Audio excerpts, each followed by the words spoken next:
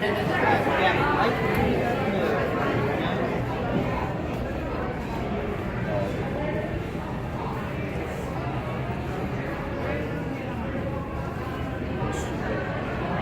want to go? Look at that. Go back to the phone now. Take a picture. I'll get it. I'll get it. You'll have to take the pictures and I'm videotaping this. Okay. I'm going to send them to me. Alright. So gather in here close so everybody can hear me over top all that noise out there. So I'll tell you a little bit about the company. You guys can get in here close. I'm not going to bite you. Maybe quit doing that a long time ago. Sorry about that, darling. I know that was a nasty scar, wasn't it? So anyways, I'll tell you a little bit about the company, and then I'll go through and I'll tell you how we make our moonshine here at Sugarland. We've been in business going on 4 years now. Right now we make 22 different flavors of moonshine, including an award-winning whiskey. So if you guys are whiskey fans, you're going to want to join our whiskey club online, so that way you can reap the benefits, which is some really tasty 122 proof Roaming Man whiskey. So we've been sending out to all kinds of competitions. It's gaining awards and popularity all over the place. Right now, we're in 27 different states, so we distribute in 27 different states, but this is the only Sugarland Distilling Company. If it says Sugarland Distilling Company on it, we've made it, flavored it, and bottled it all right here in this room. So we have 4 distillers, we have 5 bottlers that are responsible for putting out all that product that you see on the shelf, including the stuff that we ship out. So pretty darn impressive to think all that comes from right here. So it starts right here at our Stoneburg mill. It took us 9 months to get this all the way from Austria. It was made specifically just for us. And it is a workhorse, guys. It grinds all our grains right here in-house. So the grains that we're going to use is Tennessee white corn, rye, and barley. Now, all these are local, natural grown grains. We're helping out the community. And anytime you use a natural material, your end product is always going to be higher quality.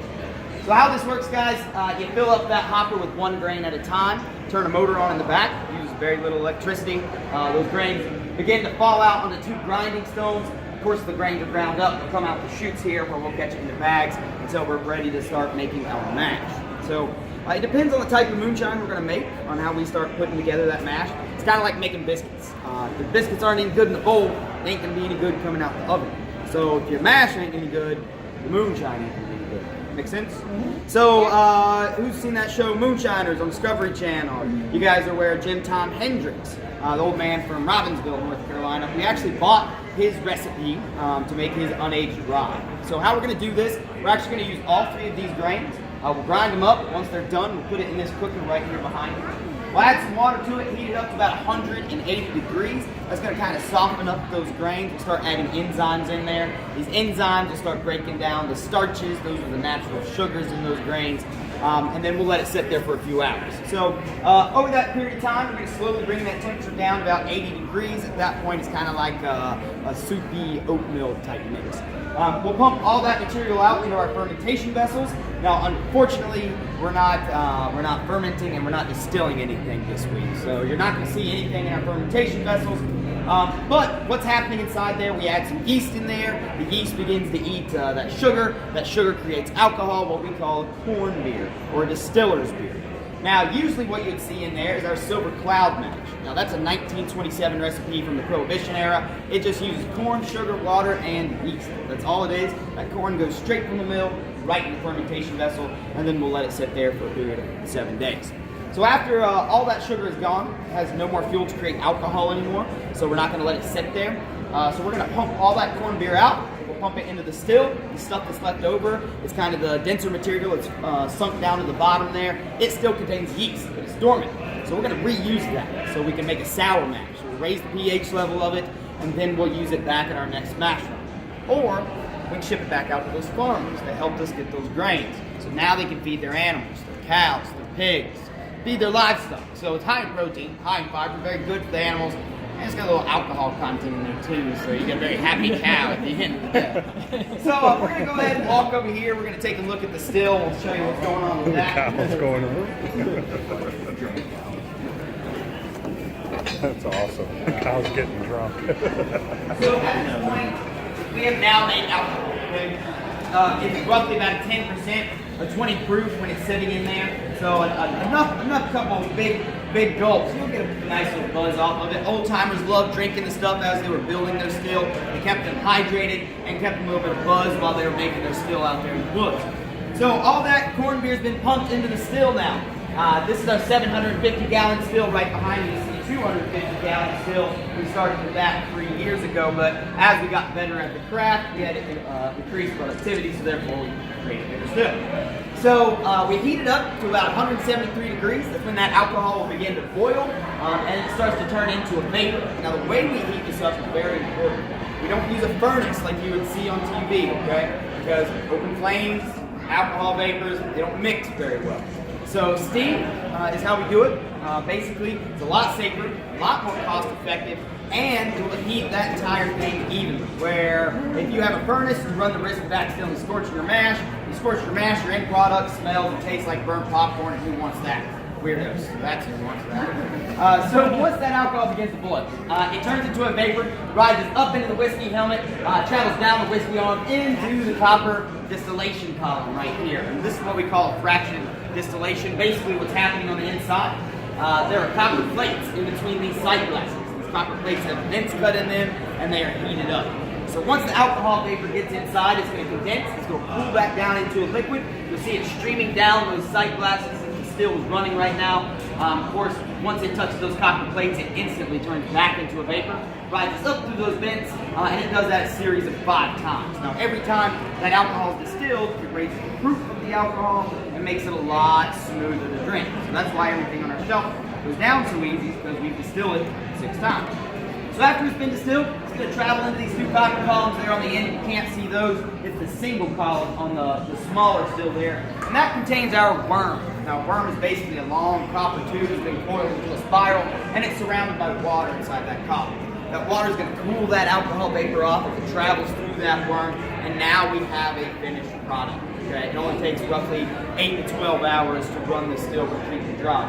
Now, when it comes off the still, what we do, we can sample it, we can smell it, we can taste it in small quantities. Here in the spirit safe, we'll drop a hydrometer on the inside. A hydrometer is basically a fancy thermometer to measure alcohol. So it measures it by alcohol by volume and proof on the other side. So if you have an 80% alcohol, it's 160 proof. So you just take your alcohol volume and double it. So we'll separate the alcohol when it comes off. We'll separate it into 3 parts, what we call the heads, the hearts, and the tails. The reason we have to separate that is because when it first comes off the still, it's about 180 proof, okay? It also contains acetone and methanol. That's the same stuff in fingernail polish.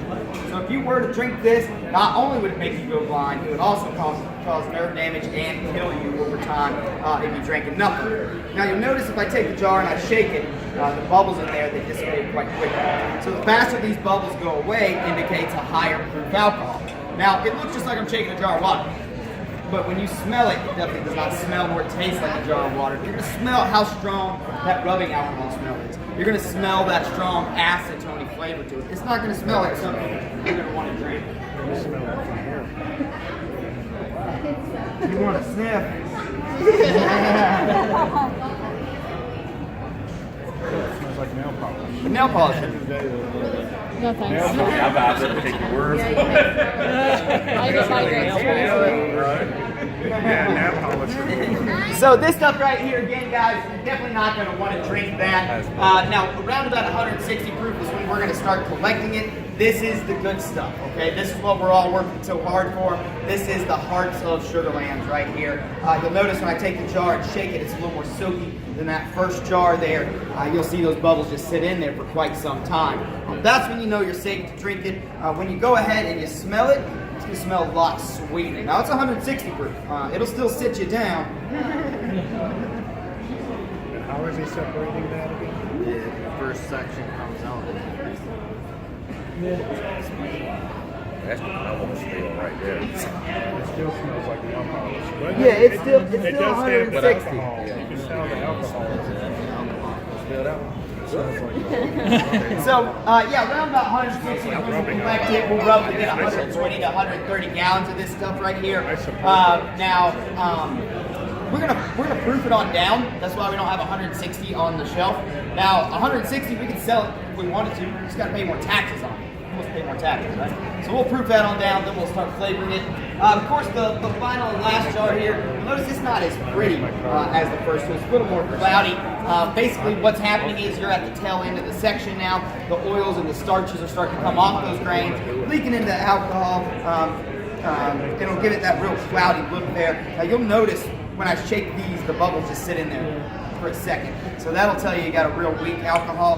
Now, when you smell this, it does have alcohol in it, but you're not going to detect it. You're going to simply smell the flavor from the corn.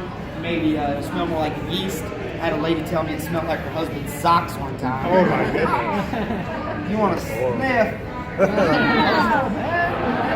that. I smell it. It smells like Budweiser.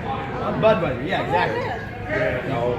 Because you're gonna smell that yeast. You're gonna smell that yeast. Yes. Now, Smells you like can Bud. drink this.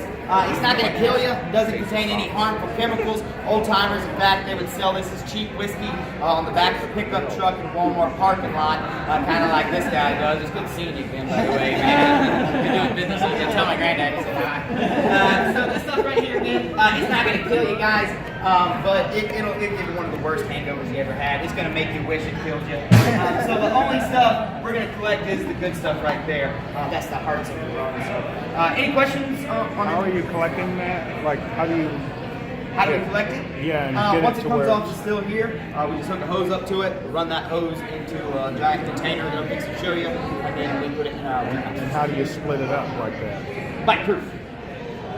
Yeah, so we taste and smell it, and we're low bite proof. So this is about 180 proof coming off. You'll smell that acetone flavor. You can taste how strong it is. And then here it'll quit around about 140 proof. It's not going to burn your tongue as bad when you taste it. It's going to smell a lot sweeter. And then plus it's around about 160 is when we start collecting it. And then once it starts turning cloudy, obviously you know you're on the tail. All right, guys. So we're going to step through that curtain right.